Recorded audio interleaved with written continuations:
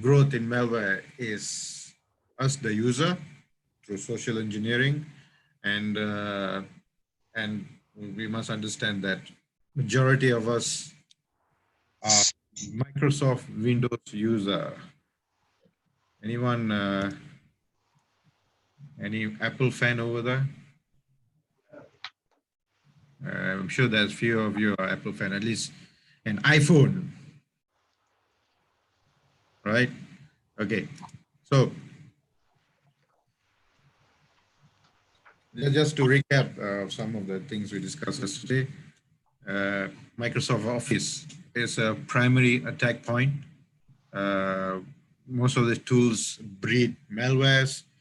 About 38% of malware are being disguised as Word document, as other files, as Excel, and so on and so forth.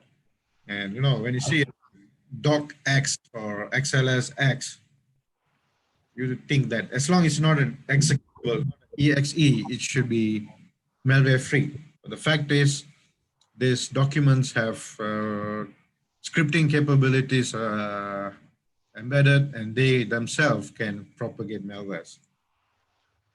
And ransomware is not going anywhere. It's growing. It's becoming more and more of a trouble. Evolving. We'll see more issues pertaining to ransomware in the coming years. Malware is, what do you call this, is becoming a major, causing major impact financially, economically, politically, socially, and so on and so forth. The damage it's causing is growing over the years. And in 2021, it's expected to cost about $6 trillion in damage. Cryptojacking, as I mentioned, discussed yesterday. Malwares are now being used as miners, crypto miners, especially Bitcoin, that sits on your computer and uses your computing resource, your electricity, and so on, your mining. And people, these miners make tons of money without doing pretty much anything. Hackers are focusing on new domains like your phone, IoT devices, and so on and so forth. And most emails come from email, so phishing, and so on, right? So these are some of the reasons for why malware will continue to grow, other than social engineering. And you know, the biggest target is Microsoft Windows.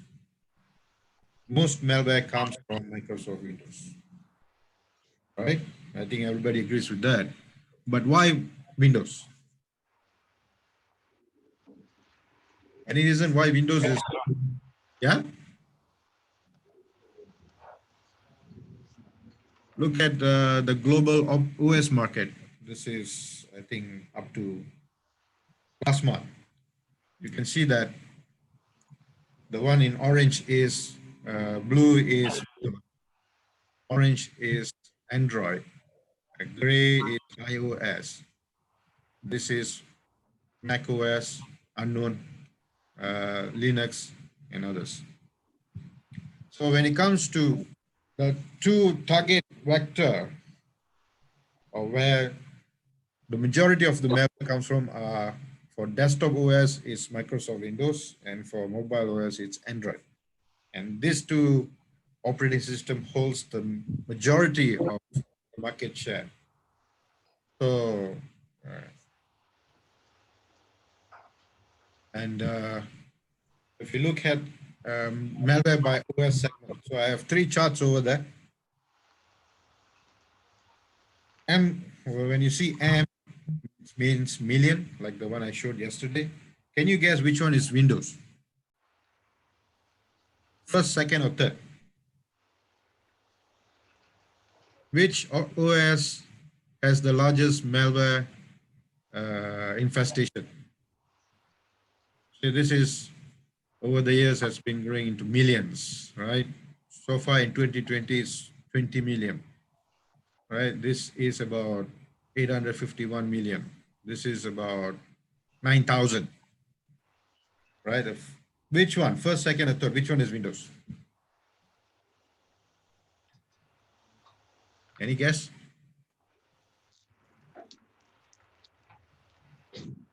The second one is Windows. The first one, the third one is Mac OS, and the first one is Android. How come Mac OS has very low malware infestation compared to the other two guys? Any idea? Mac supporters, come on. You have your reasons. Yes. What is the reason why Mac OS is?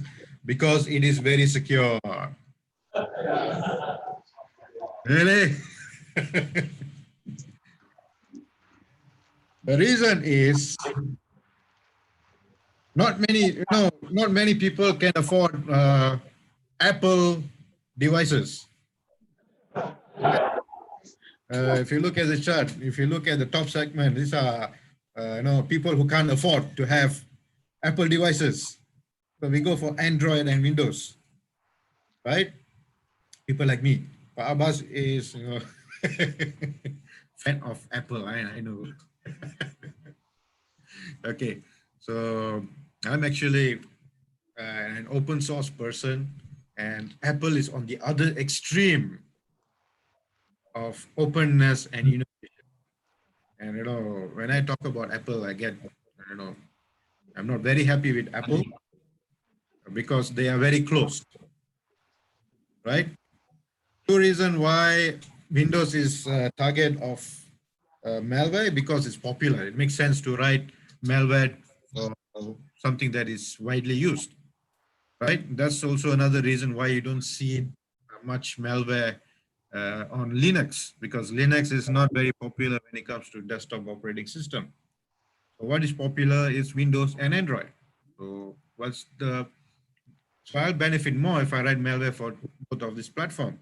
Hence, that's why you see a lot of malware on Windows and in Android.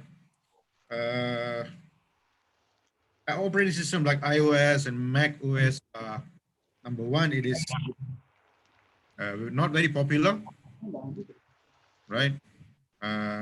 Two, it is the what do you call this? The security policy in place is very, very, very tight. If I were to compare with App Store and Google Play, so I also do app development. So when we develop for both platforms, so we use frameworks like React Native and Flutter. And when we publish it on Google Play, the process of checking is not stringent.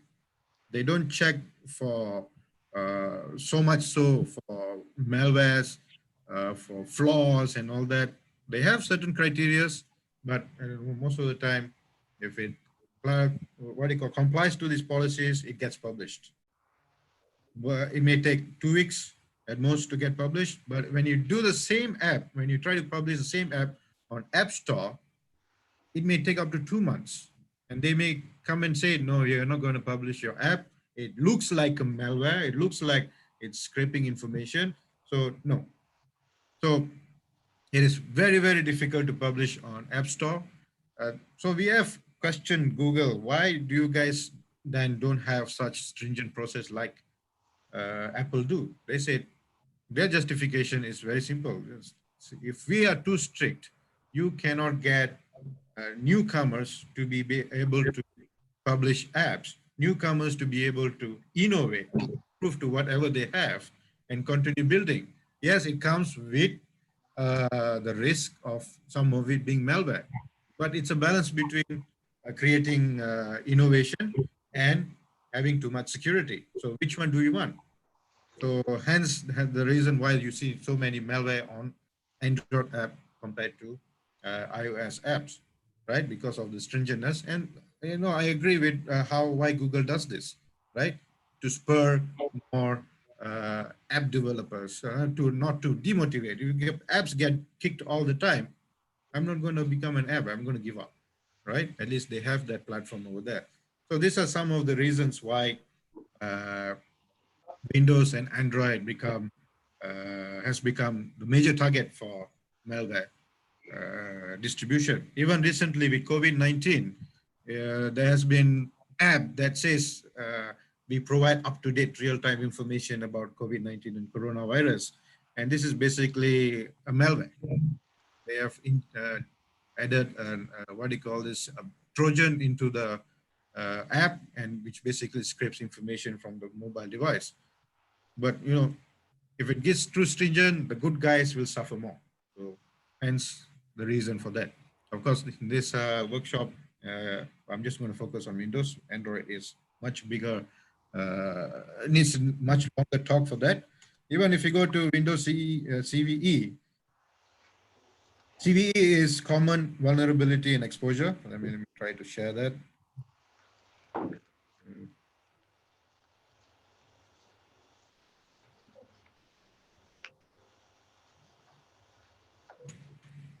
Let me share this. Okay.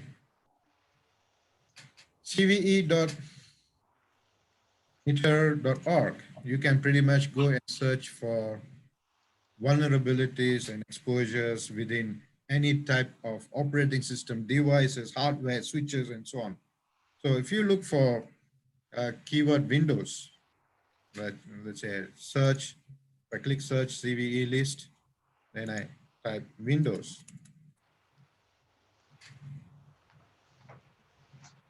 You can see the number of vulnerabilities that exist in Windows and Windows related applications and so on and so forth.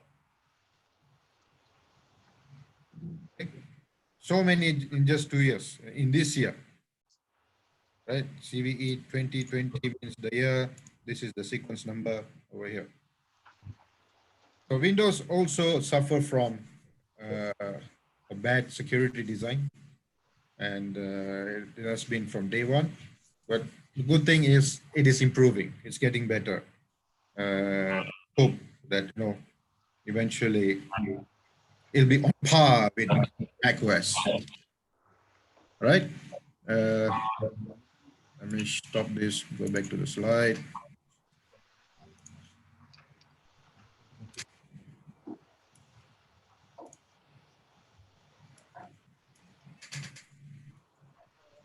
Right. So I'm going to share some of the prevention or protection that we can do for our Windows operating system. As we discussed yesterday, we all do naughty things online, right? When I say don't do it, you're going to do it anyway.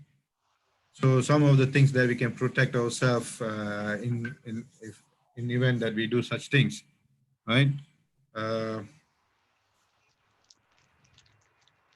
First thing you should do is to protect your operating system is always do backups, right?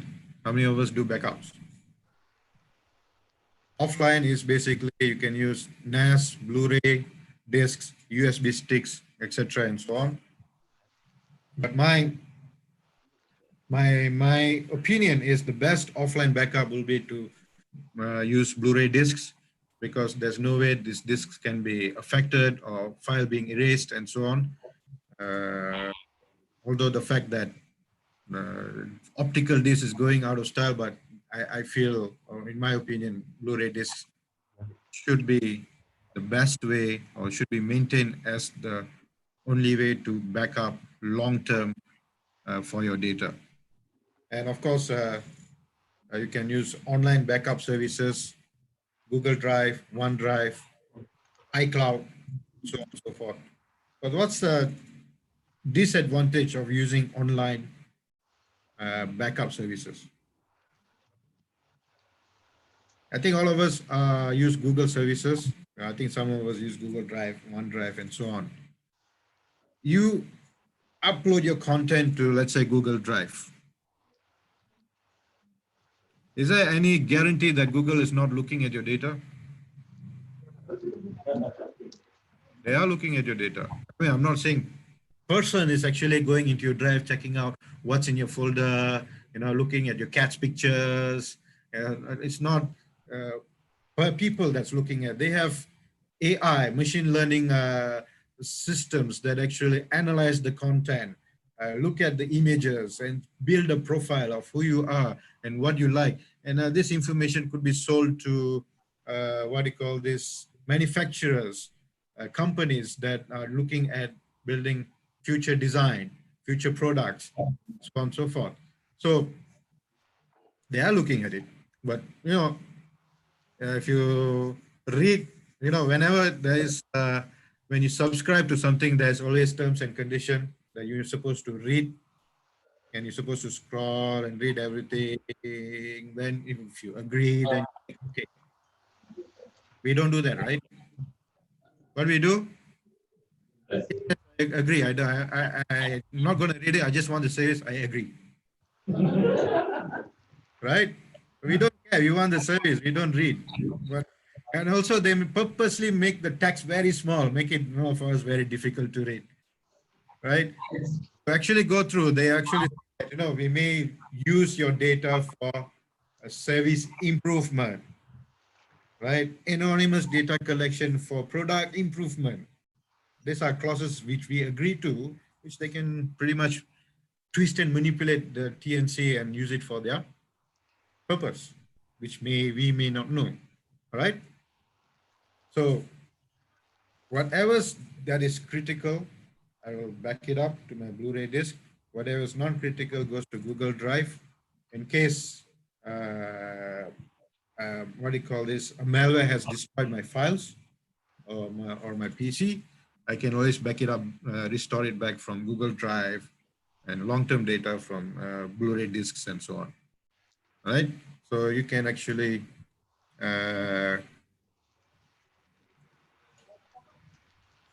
stop this.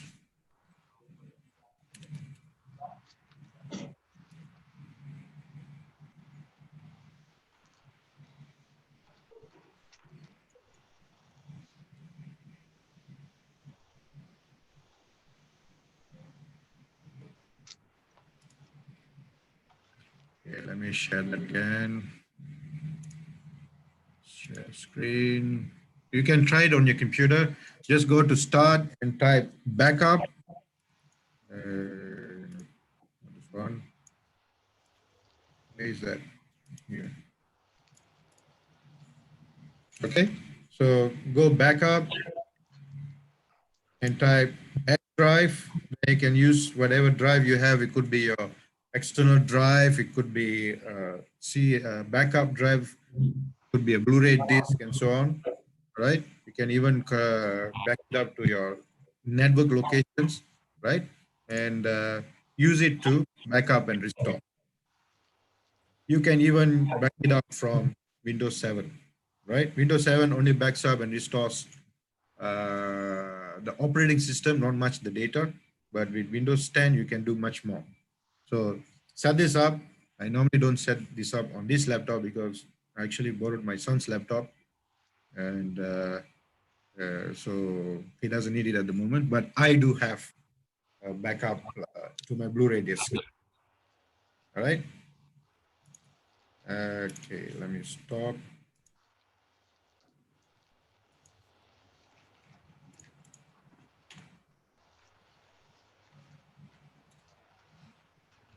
Share screen.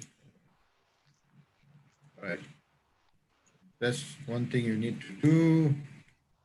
Update Windows and software. I think it is very, very annoying. Every now and then, I need to send an urgent email. I switch on my computer. It says, hang on, I got new updates for you. It's going to take 1 hour, right? But you have to put up with it. So make sure your update is enabled, whether we don't like it or not. Make sure that it's enabled and allow it to happen when it's required. So the update could be a patch of a day 0 vulnerability recently found. If you delay, that vulnerability can be taken advantage by criminals. So my suggestion is do not delay your updates, right? Delaying means you're leaving the window open for and criminals to install malware or take advantage of vulnerability of your Windows, right? So that's dangerous. Don't do that. I know it's annoying, but upgrade to Windows 10. I hope there's no one still using Windows 7. Anyone Windows 7? No Windows 7, huh? I hope no Windows XP. I have last workshop as I said, hopefully nobody's using Windows 7. Say yes, nobody's using Windows 7. I said that's good. One guy raised, he said, I'm using Windows XP. He said, okay, you need to upgrade. Reason is that Windows 7 has been EOL'd, end of life, early this year on 14th January 2020. That means if you continue using Windows 7, and any vulnerability that is discovered beyond this date will not be provided patch or fix or solution. Becomes a playground for hackers and criminals to break into your system, put malwares, and steal information and so on. Make sure you turn your firewall on. I know when we do illegal activities, we like to turn off the firewall because a lot of things will be blocked. After you're done with your illegal activity, do not forget to turn your firewalls back, right? It is important. Where's this firewall, right? Let me just look for it. Just go to start, type firewall. You will, what do you call this? You'll be able to see it in the list. Firewall and network protection.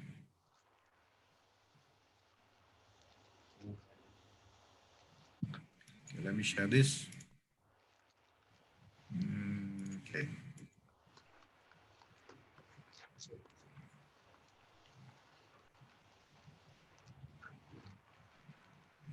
So this is my son's laptop's firewall configuration. What is wrong here?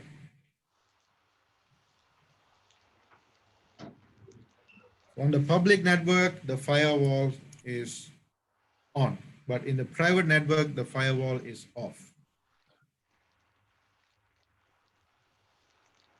The reason he has turned off his firewall on his private network because these guys have friends who come home, or they meet up and they play multiplayer games, local area network.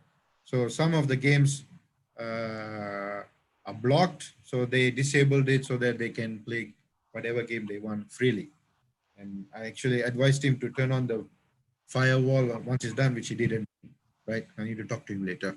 But you may think that, I only need firewall on the public network. No, you also need firewall on your private network. If one of the machine in your home network is infected, right, it can still carry out attacks on your other computers. So make sure this is always on. That is very, very important, right? Make sure that it is, you don't see this, make your device unsafe.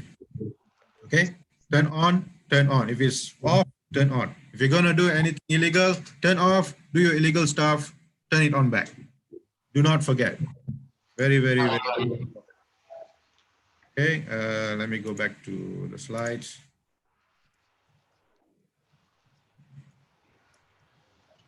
Share screen.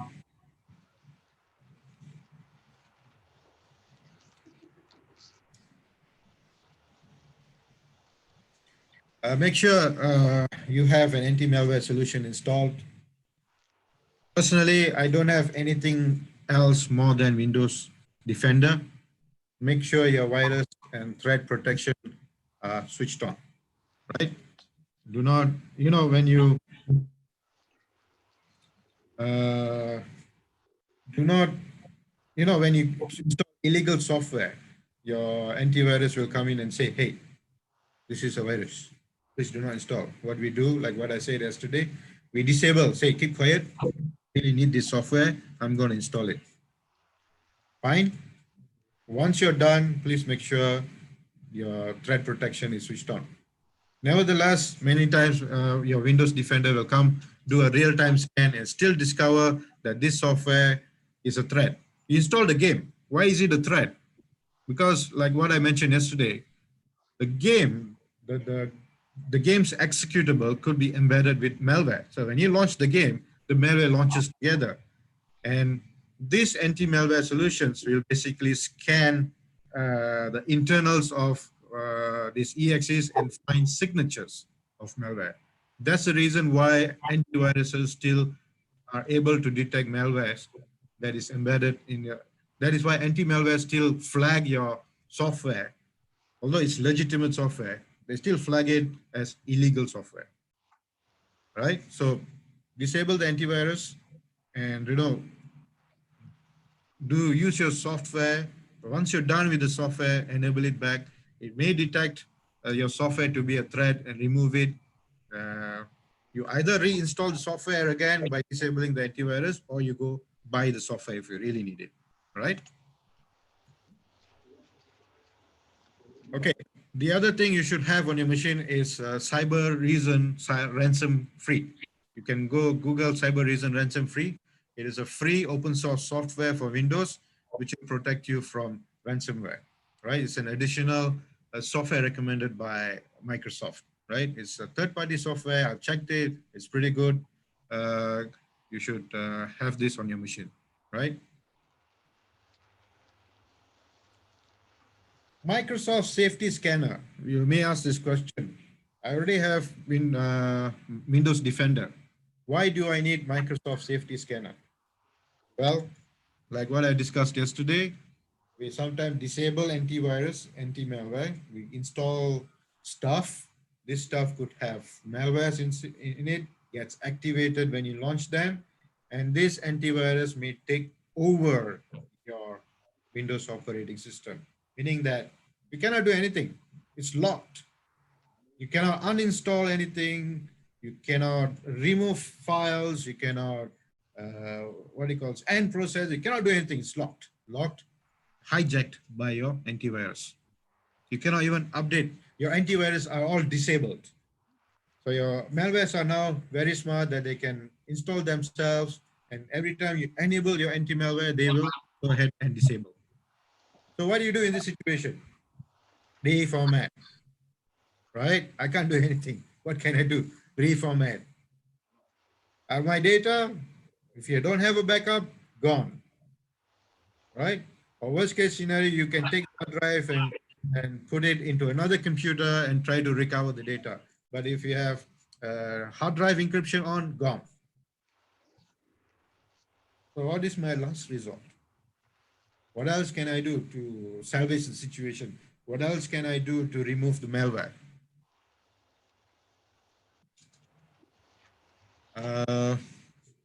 Well, you can go ahead and get Microsoft Safety Scanner. Microsoft Safety Scanner is a standalone on-demand scanner.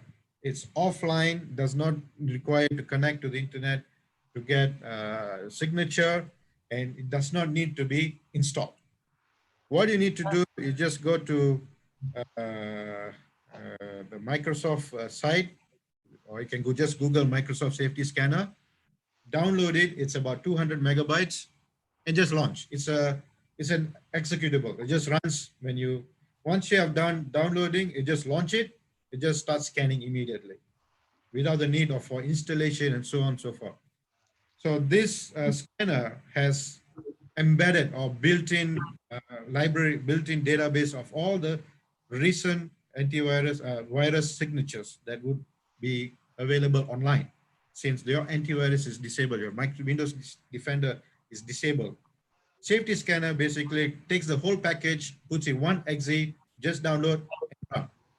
And it will start scanning, like you can see over here in the image, and it will automatically remove the antiviruses that could not be removed by Windows Defender. So this is something you would use as a last resort where everything else fails. Even if this fails, next step would be to, I'll talk about it later. There are a few other options that you can still recover. But without making any changes to your operating system, you still want to recover access to your computer, get Microsoft Safety Scanner. It's free, open source, designed by Microsoft as a last resort to get access to your machine. Okay. Some water. You know that, I talked about that we all do naughty things. How do we do it correctly? If you're going to do something illegal, something naughty, what will be the best way to do this on Windows? I typically would use something, probably something VMware or VirtualBox, right? Uh, to create a sandbox, meaning that whatever you do, you create a virtual machine, do your naughty stuff, do your illegal stuff, right? And then just destroy the state. So whatever malware that came with it that has infected the virtual machine will be destroyed.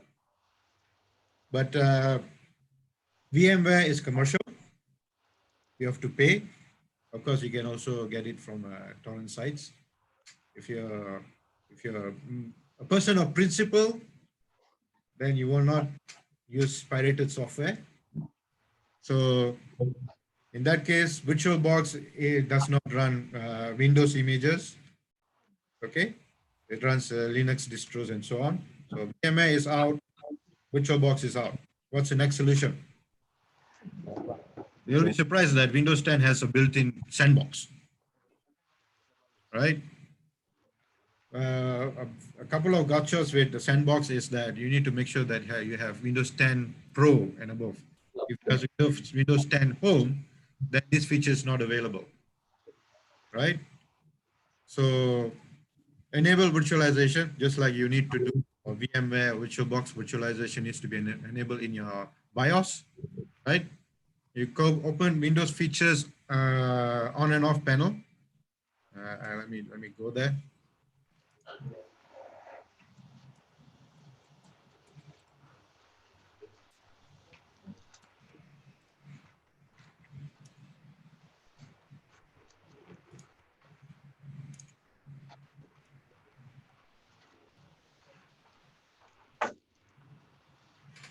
Okay.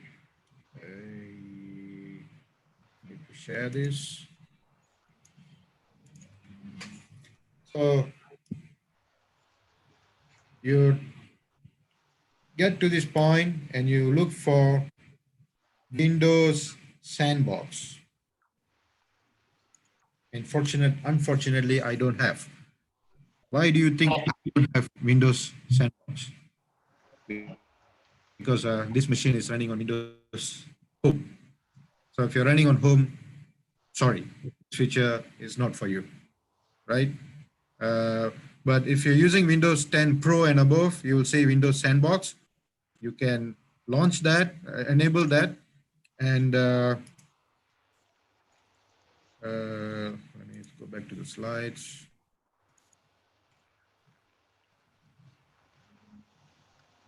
Okay.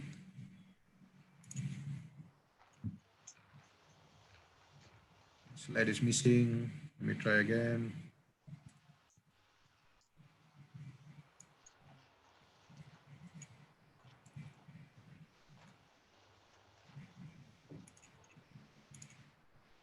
Okay.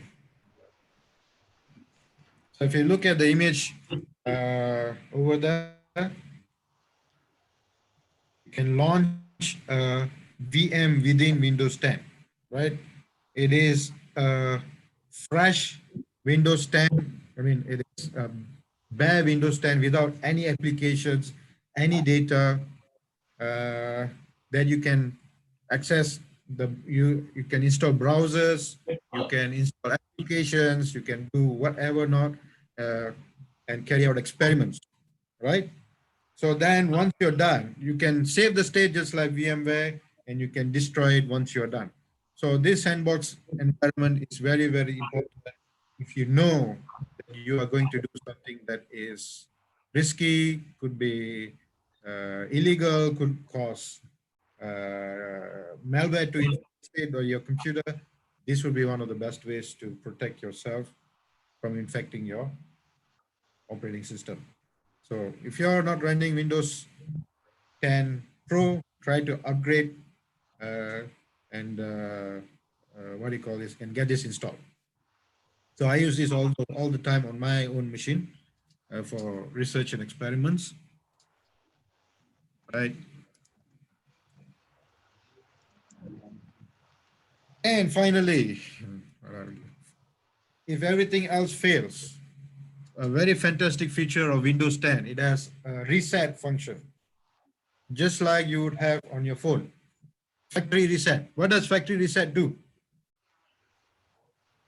It will just remove everything from your phone and gets it back to the state it was when you first got it. Factory, what do you call the settings. So once it goes into factory settings, all the malwares and all the what do you call this malicious content will be gone with it.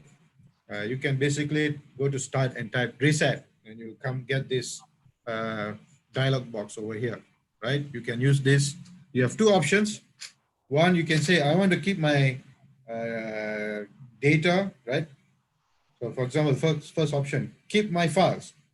It removes all the software, all the installation, all the settings, but your data in your documents folder, your downloads folder, and so on will remain. The second option is complete wipe. So when this happens, all your data, all the apps and everything will be wiped clean. I will always suggest keep my files, try that first, right? And then if you think that is the virus is still there, go for the second option. But from my experience, the first option is enough. Keep your files and reset the Windows for everything else. That means you need to reinstall the software and everything. And if you are using pirated software, when you're going to get infected again. So anyway, you decide, right? So if you're going to use pirated software, try to reset every 3 to 4 months. All right. So these are some of the things or actions you can take to protect your Windows against malware, infection, infestation, and so on. All right. Okay. Beyond this, beyond the point of protection, how do I detect the presence of malware? So what we talked about so far is, I don't know if that's malware, I don't know if that's virus, but I'm going to take these actions to make sure that to the best I can to prevent my operating system from being infected, right? Beyond that, how would I know that there is malware? How would I know that the processes running in my computer that is actually spawned by malware, right? Well, how would I know malware that is not being detected in my antivirus or anti-malware? How would I know, right? This is where you need to do some investigation. You need to become an investigator in order to, what do you call this, trace if you have any viruses or malware on your machine. All right. The most obvious place you go to is your apps and features. Install software.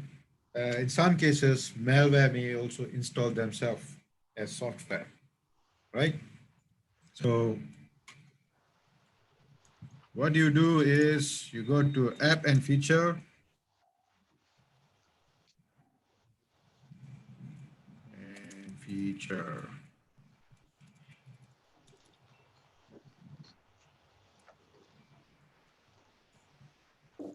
Let me share that.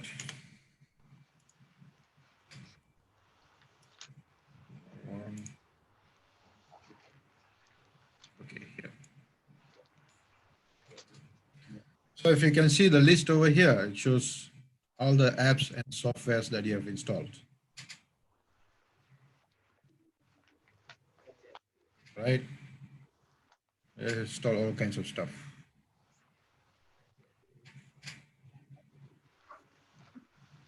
So one thing you should do is first sort by install date.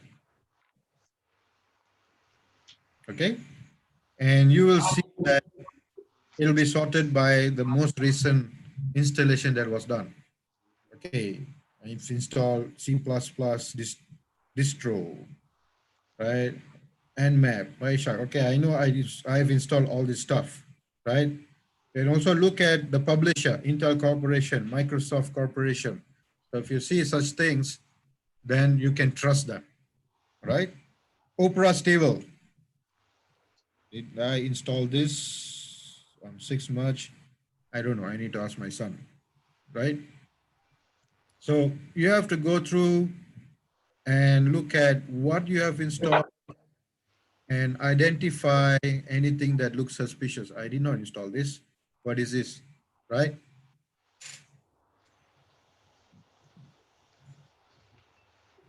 Okay. And what you should do is, like for example, Web Companion is a malware, right? Because my son has installed, I can see Crisis 3 Gate. I'm assuming it came with that or something else that he did. And Crisis 3 is not original. It's got it from torrent, this one, right? So, and when he installed, he probably have installed many other stuff, including Web Companion. Web Companion is malware, but it's not a serious threat. What it does, it basically pushes ad to your browsers and so on. Not dangerous, but nevertheless, it's a malware, right? So you can basically just uninstall it. It's very easy. This kind of malwares can be easily uninstalled, right? It also has Counter-Strike. Yes, what else? CSGO. Right, these are the things kids play nowadays, I guess. All right. So scan for your install apps and features. Look for suspicious application that you know you did not install, and you know you didn't install it on the date that it says, yeah, this is the date I got myself into your computer. You know that no, I did not install. Then pretty much uninstall it. You know that whether you need it or not, just uninstall it. Okay, a very easy step, and many malwares could be hiding over here as legitimate software. Okay, let me stop this, go back to the slide.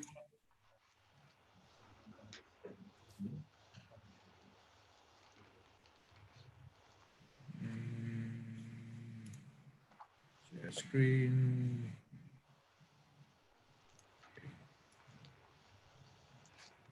That's one.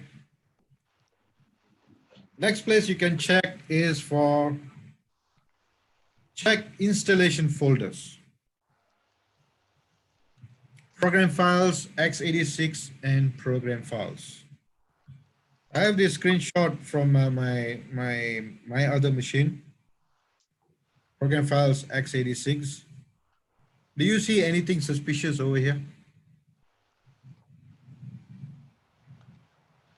Anything that, you know, looks odd?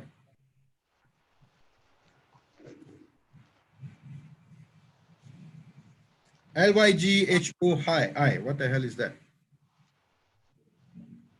It was installed 2 days ago. And I checked, it is actually a folder created by malware. There's a malware injected into the folder, right, on this date, right? And I have, you can pretty much just delete it, okay? Shift delete, okay? Sometimes you could not delete because the malware could be running, but list, just like with the apps and features, uh, list it or sort it according to the date modified, look for the dates where it has been installed, right? And this does not exist in the apps and features. It's not there, right? So it is malware disguising, because if you put this folder anywhere else, you can pretty much be suspicious of it. If it is in program files folder, or program file folder is where I install my program. So whatever is inside is something I can trust, Not necessarily. Remember when you install pirated software and your anti-malware or your browser says it's a malware, please do not proceed. You say, please proceed. This app would like to make changes to your computer. What do? Please go ahead, man, do whatever, right? You have full freedom. So the moment you do that, you are basically giving administrative access to the malware.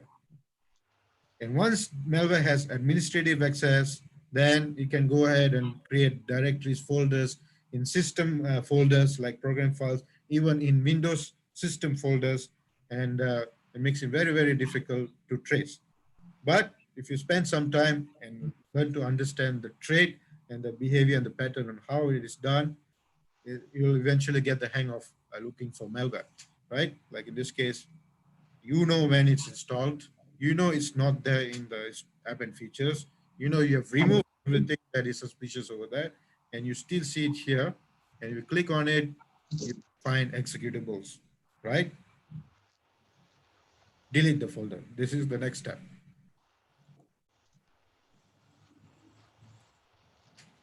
Okay. Next is to look for running processes. There's many way of invoking a task manager. So some of you can go to task manager if you can. Let me try to share. This means how do I?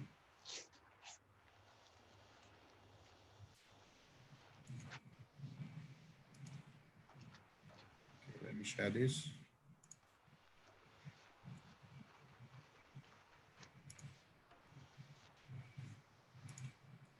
All right. So what you're seeing over here are the processes that is running on my computer, right? And this, can everybody see the task manager?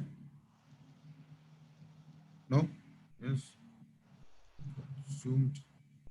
Oops. Try that again.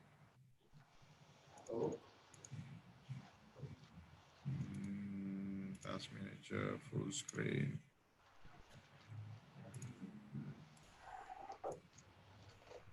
Okay. So what's happening over here is the list of processor running on my computer, right? Shows status. CPU used, pretty high.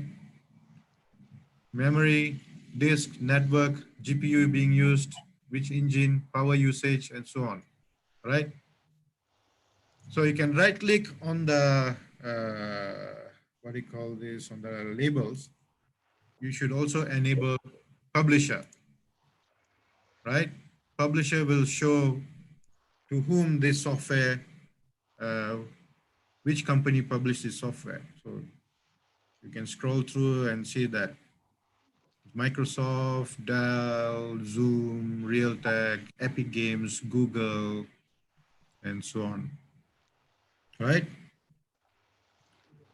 Look for suspicious software. I don't see any suspicious software. Is it start? No. Like, for example, you think, oh, I think Opera browser looks like a malware. So what you should do is right click on it, open file location. Can you see the file location?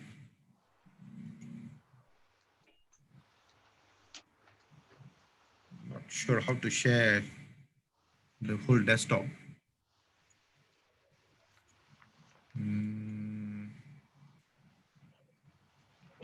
Advanced.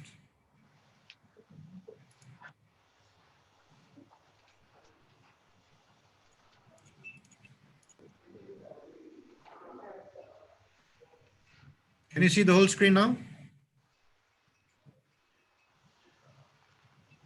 Okay, so let me try this again. Let's say I don't trust this software called Opera browser. So I right click on it, open file locations. It will take me where the executable of the process is. So it is in my directory, user server app data, local programs, Opera assistant, right? So I guess I can trust this. This is not a malware. What else? So many stuff happening.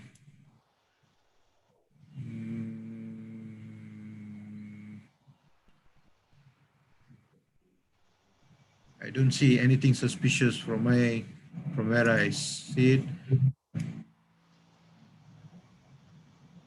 You can, if you, for example, Epic Game Launcher, and you go to file location, and you see a path that shows like C Windows temporary folder, right? The moment see a temp folder where the process is running from, that's a malware, right? If you see the path where the process that we check the location, right? It is here, but if the location is temporary, it's temporary folder, it is a malware, right? What you should do is you should first sort by name, choose the software, right click and test, kill the process. Once you have killed the process, go to the location where the malware is, delete that particular executable. First, look for the location of the process. If it's located at suspicious location like temp or C or in program files where you did not install it, all right? Go back to your task manager, click end task. You'll kill the process, then go back to the folder where you found the file, delete. I cannot delete this, my son will kill me. So delete, then the malware should be removed because that's how the malware got injected. It copied itself into a temporary folder and got launched. You remember when you gave permission, hey, I want to make changes to your computer, please go ahead. These are the stuffs happening in the background, all right? Delete the file and then end the process and then delete the file, all right? In some cases, in most cases, we are not sure. What is this? Is it legitimate process or is it uh, a malware or suspicious piece of code? How do I check? You can do this. Right click on the process. Let me see. Just probably Notepad. Right click on the process. There's something called search online. Right? You want information about this? I'm not sure what it is. Please go ahead and search online. All right? So if you click search online, unfortunately, it doesn't go to Google, it goes to Bing because this is Microsoft. So when you do search online, it will bring you over here. All right? Notepad, what it is, how to remove Notepad exe. Oh, could be a virus, right? Then they will tell you how to click on the link. They will tell you how to fix if you think it's infected. All right? Let me go back to, okay, so these are some of the things that you can do to protect yourself, detect the malware. This was on my experiment machine. One of the infection is called CloudNet. You have things like CloudNet, Cloud Printer, and so on and so forth. They are basically malwares. So what I did was I just right-click, search online, and basically it says this is actually a malware. All right, CloudNet or used by some other software and so on. So you need to read and investigate to really make sure that it's a malware, and if it is, how to remove. All right? Okay.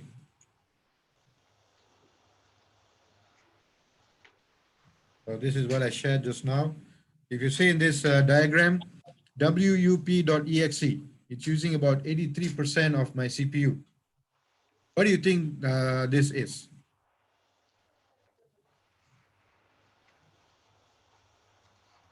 This is actually a crypto jacker. a Bitcoin miner that sits on my computer and mines for Bitcoin, right?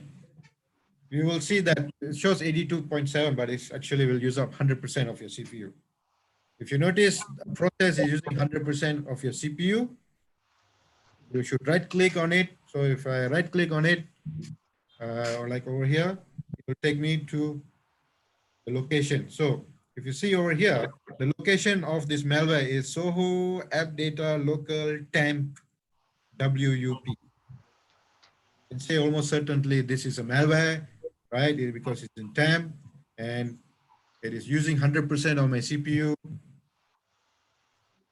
I'm sure that it's a malware, right? So I deleted the file and I ended the process and deleted the file, right? That's one way of detecting and removing malware. And as we discussed yesterday, most malwares are no longer standalone. They just infect your computer and just sit there and do stuff on your computer. Most malwares now communicate to servers over the internet, right? How can I detect what is talking or communicating to servers out there? One basic function tool you can use is netstat, right? If we go to start, type CMD, right? You can type NETSTAT dash, put this options BAN. This will show network traffic from active processors and show the name of the processors, right? So I need to run the command prompt as administrator, CMD, right click, run as administrator. Yes. You trust that software, then you say yes. CMD is something you trust. Okay. Netstat dash BAN. So this is what's happening in terms of communication goes into on your computer, right? So you need a bit of background and knowledge to understand what is happening. So from here, from your local host to foreign address. So you need to find out what your local host is first. My IP address is 133, right? So you don't have to worry about all those running on other IPs. Just focus on what's going on from your IP to outside, right? I have TCP connection from my IP to our server on the internet on this IP, right? WPN service is something I can trust. Okay, this is Teams I can trust. So with the session going on, Zoom is running, I can trust, right? Chrome, yes. Teams, yes. So you need to just start looking at all this. PowerPoint, why is PowerPoint talking to a server outside? Okay, never mind. Okay, so you can continue scanning. Postgres is my database server, talking local. So these are all local communication, right? Loopback and so on and so forth. So all this you don't have to look at, just look at traffic from your IP address to wherever it goes. You can basically find out what this is. What is 52.114.132.20, right? You do a reverse lookup on the internet. IP reverse lookup. Okay. You go anywhere. There's many tools out there. Type the IP over here. Not this IP. On this IP. Lookup.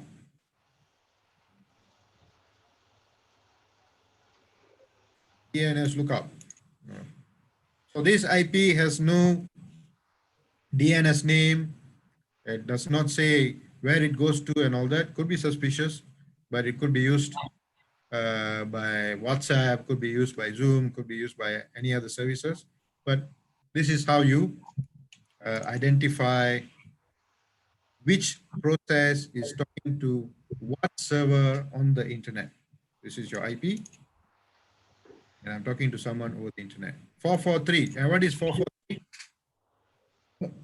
Anybody can tell me what 443 stands for? HTTPS.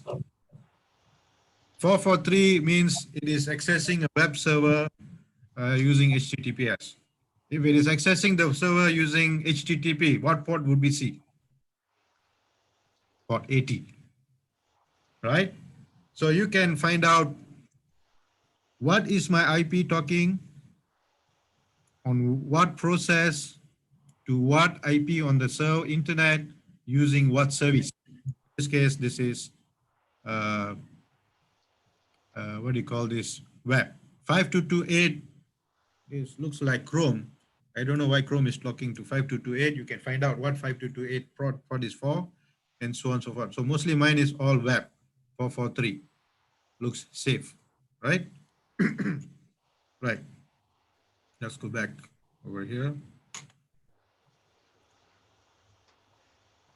There is a GUI version of Netstat. It's called TCP View.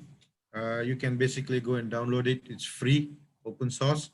You can launch this, and it will basically give you more details. What process is running? What is ID? What is the protocol used? What is the local address? This is local port. Where is it connecting to remotely? And so on and so forth.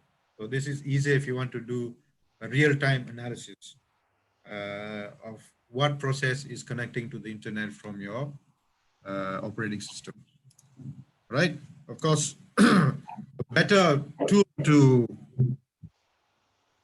use, monitor the traffic from your network to the outside world is to use network monitoring tool, the most famous being Wireshark, right? Wireshark is open source. It does passive monitoring. Passive means it does not disturb the network. It does not probe. It does not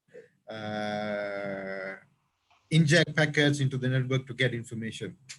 All your network communication that comes to your computer and goes out from your computer will be able to be captured and visualized here. I will show you Wireshark on my machine.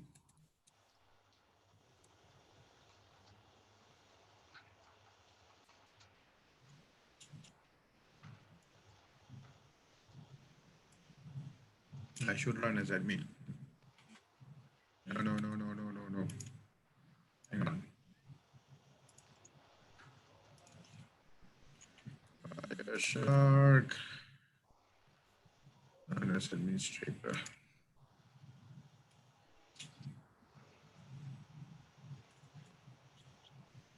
Okay, where do you get Wireshark from? Wireshark.org. Okay, you come to this website and scroll down to download Windows installer 64-bit. I think all of us are 64-bit. Don't have to change anything, just click next. Okay, finish. Right? Then it should be available from your start menu. Run as administrator, right? And you can see these are the list of network interface on my computer, right? So these are list of interface on my network, on my device, and the current active one is my Wi-Fi, right? If I'm connected to my Ethernet, then you can see Ethernet traffic over here. Since I'm connected through Wi-Fi, I should monitor my Wi-Fi connection. Okay, double click on it,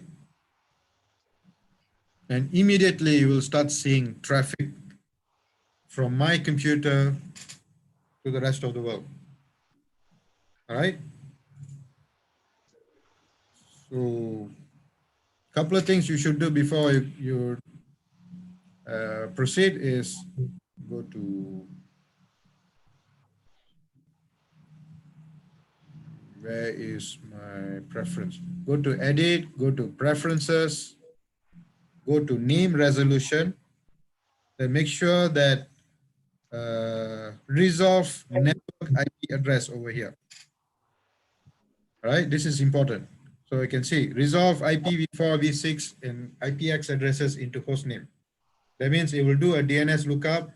Remember just now I copied an IP address and online, pasted it over there and see what it resolved to, what DNS name it provides.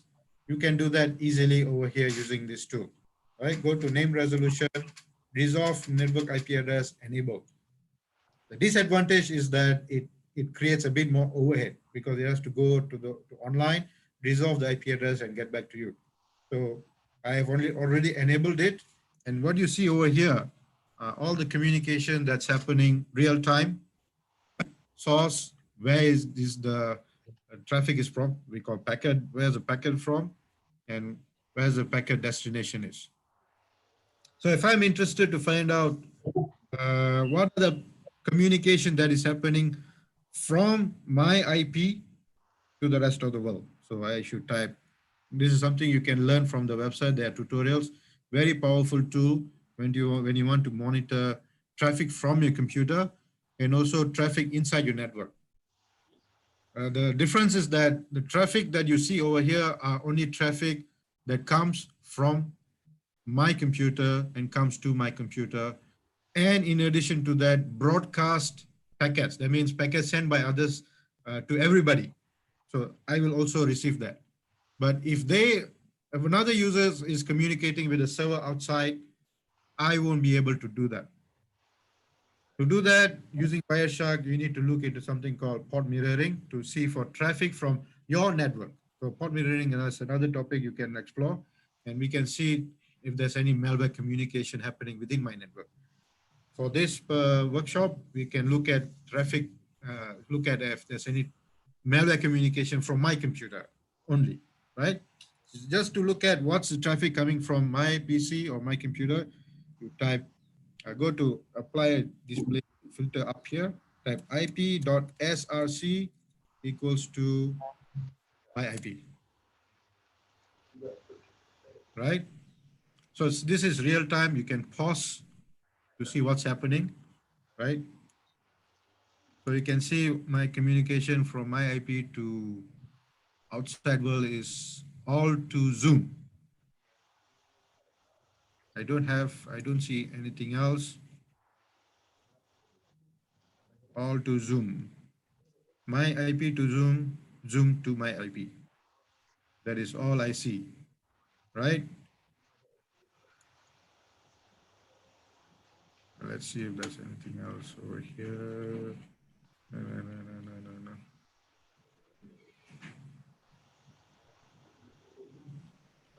No. Okay.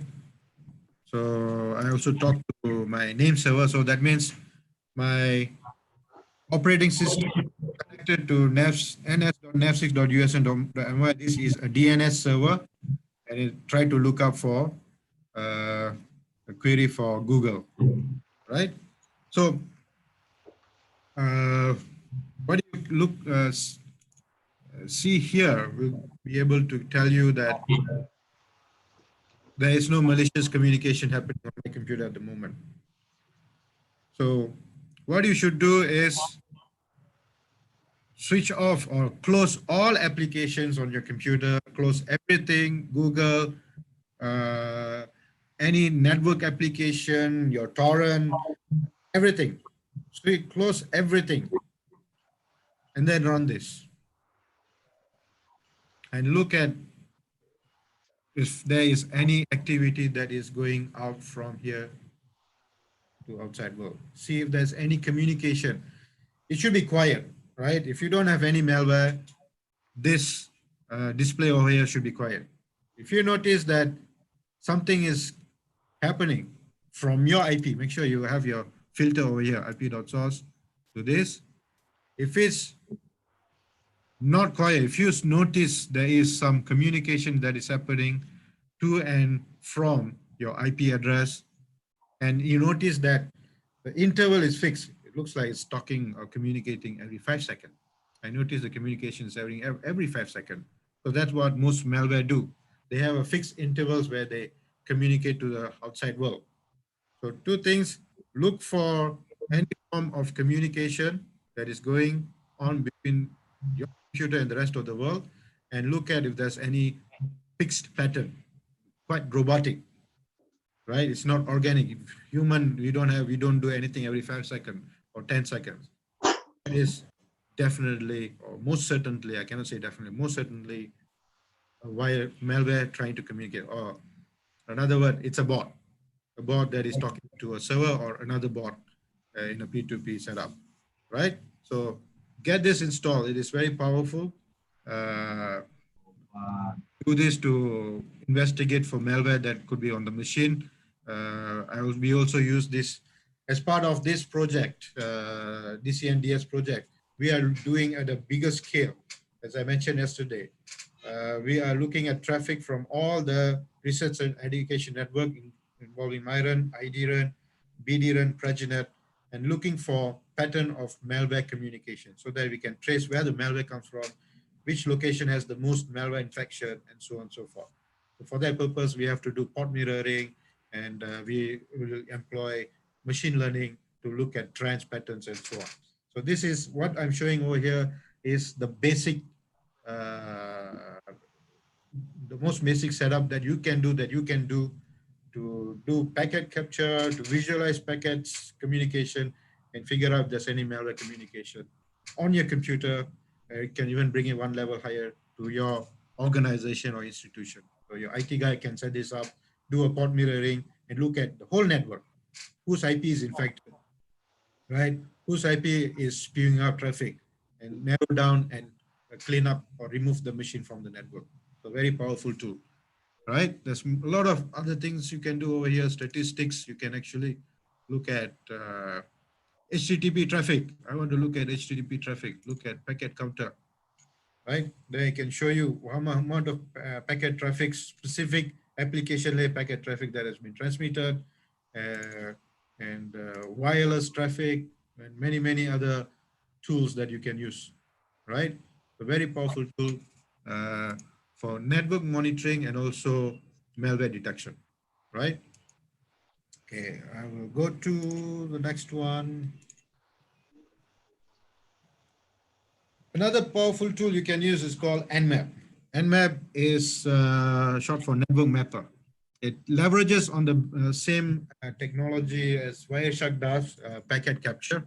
Uh, the difference is that it also combines. So if Wireshark is passive, non-intrusive, it doesn't disturb your network.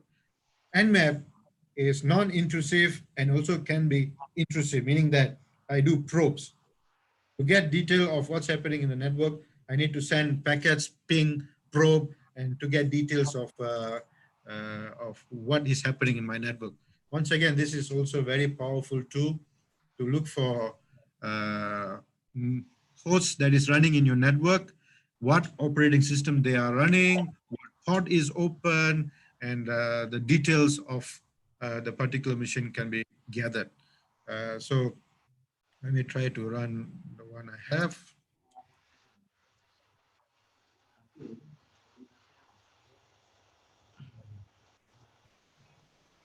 So if you look at this interface, once again, ZenMap is open source. Let me just go to the website, nmap.org.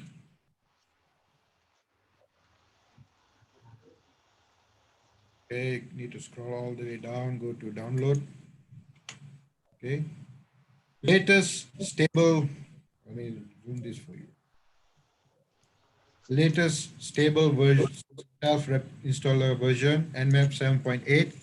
You don't need this. Most OS already has this. I mean, it's already packaged into this.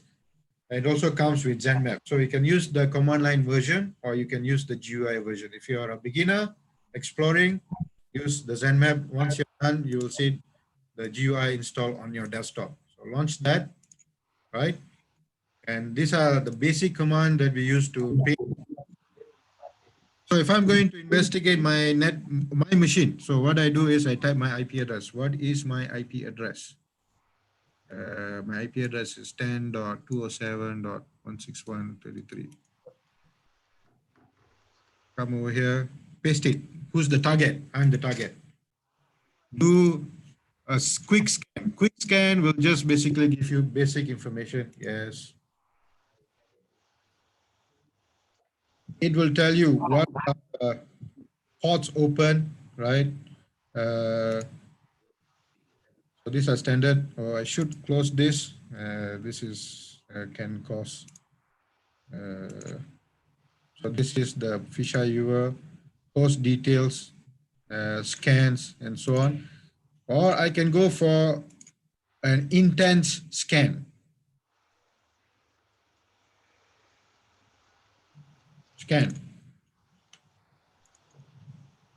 It'll take some time because intense scan will now probe my host, my IP. It will probe. Just now, simple scan just showed, oh, these are the ports open. Now what it's doing is I'm going to send packets to the ports and see what's happening. I'm going to try to detect what type of OS that you have on your machine, right?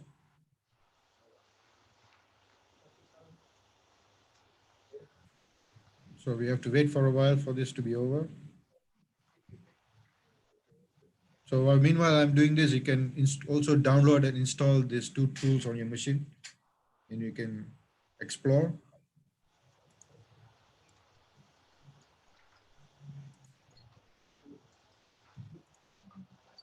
This is taking longer.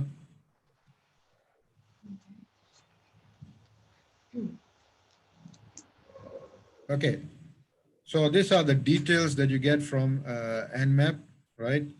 Where is the report? Okay, so try to scan. So let me go to the details. These are the ports. This is the topology. Host details. It says up. We don't see your screen. You don't see this? No. What do you see? Your face.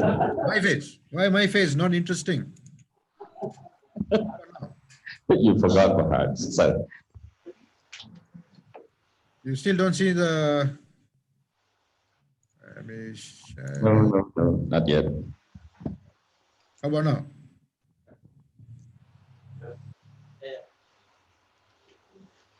Have you been seeing my face all this while? Or just now? You don't see the screen? No, let me try again. Wait. Not yet. Okay, no, we see the screen right now. How about earlier? Earlier you were able to see the screen? No, only you. Right For how now, long? I don't see. For how long have you been seeing my face? Maybe 3 to 4 minutes. Oh, okay. Anyway, reminder, 10 more minutes. Yes, understood. Let me just finish this. Okay. So if you see over here, I've run intense scan, right, on my own machine. And these are the details I can get from my host. What is the operating system I'm running? Most probably Windows.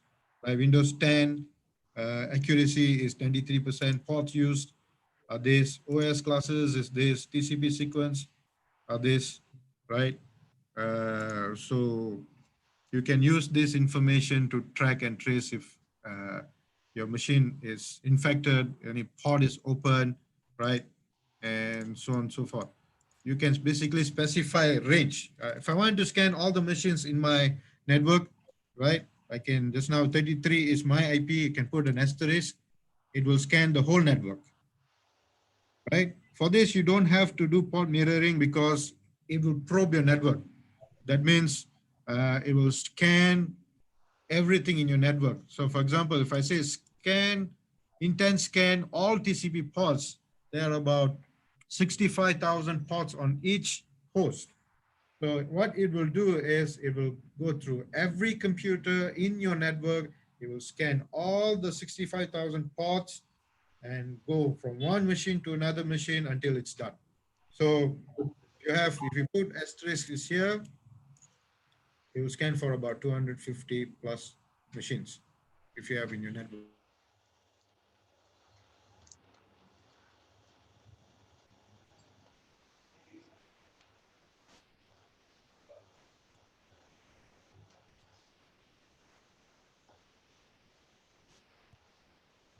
using this tool is fine, but for your network, it is recommended that you should allow your network administrator to do the scanning, right? It's very dangerous to do intense scan in your network because it may overload your network communication. Because remember, these probes, this actually sends packets into your network and see what kind of feedback that you get, right? So, okay, let me stop that. So please explore this further. These are all workshops by themselves. Wireshark and Nmap are two basic tools that we use to teach hacking, right? So if you are also a passionate hacker, these are the two tools you should start with, learn them, very powerful. And if you can look at Kali Linux suite of hacking tools, where Nmap, Zenmap, Wireshark is part of the basic tools available on that, right? So you can explore them further. Let me share this. Right, one more slide, we're done. Share screen. Okay. Of course, you can do whatever, whatnot. The source of malware is from using the browser, right? Try, I hope none of you still rely on Internet Explorer. Tor browser is the best when it comes to privacy, but my experience is the most secure browser is Firefox, right? In terms of privacy and security and prevention, protection against malware, right? But I use Google more, Chrome more, because all our services are tied to Google. Your Gmail, your Google Drive, Maps, your Android device, pretty much everything is tied to Google. So Google is second to Firefox, so I'm willing to trade off some security benefits for what do you call this, for other benefits. So either Firefox or Google Chrome, right? There are many other browsers, but in order to balance the advantage, the benefits it provides, and the security level it provides, Firefox and browser Chrome would be the way to go. And also, please make sure you have installed AdBlock Plus on your Google Chrome, right?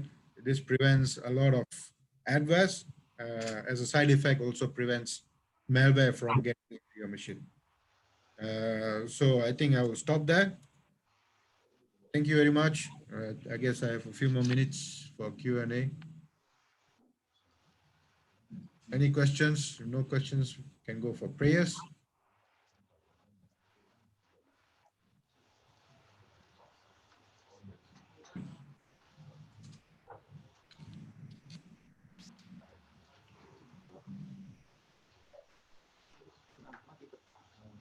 No questions?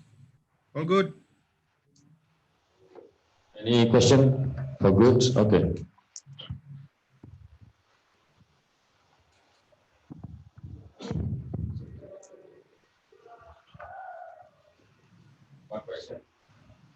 Okay, thank you, Professor. I'm Faris from Universitas Brawijaya. By using Task Manager, we can see the publisher field of each running process. Is it possible for the malware to disguise the publisher field as if it was coming from a trusted company? It is possible, but it takes more effort. So publisher gives you an idea that you can trust it more, but I'm not saying trust it, right? So you need to look at the publisher and look at the process. There's no guarantee that if it's Microsoft publisher that it's not a malware. No guarantee. It's just okay. Yes.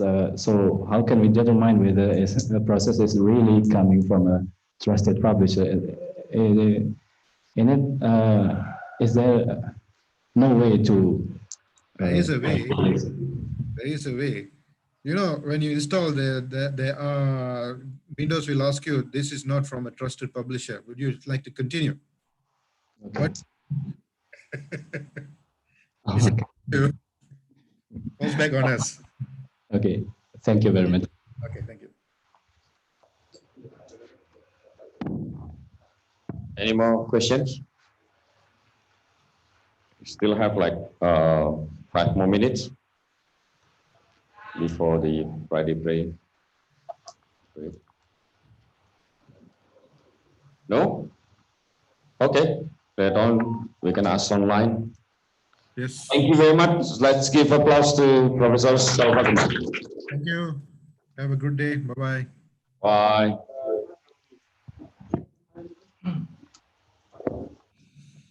Baik, sesinya untuk sementara